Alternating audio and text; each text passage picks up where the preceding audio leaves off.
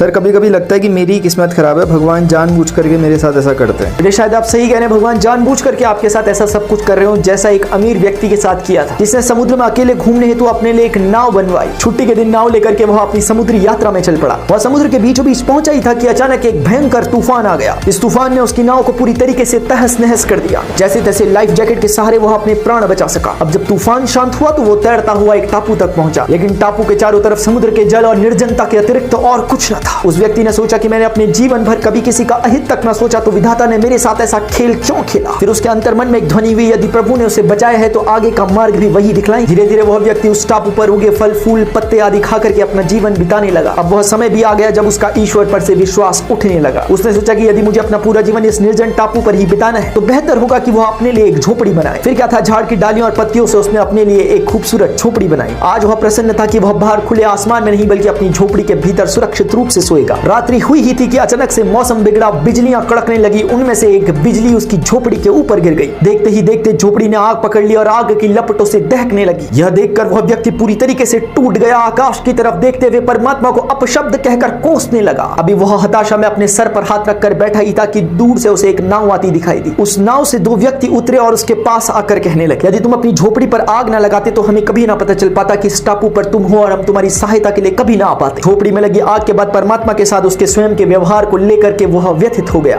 वास्तव में परमात्मा को धन्यवाद देने के लिए उसके पास अब शब्द नहीं थे। इसी प्रकार कई बार हमारे जीवन में भी कई चेष्टा कर लेने के बावजूद भी हमारे मन की नहीं होती। ऐसी स्थिति में ध्यान रखिए कि वह सत्ता जिसने आपको जन्म दिया है वह यह भी जानती है कि आपकी जीवनी किस प्रकार से लिखी जानी चाहिए।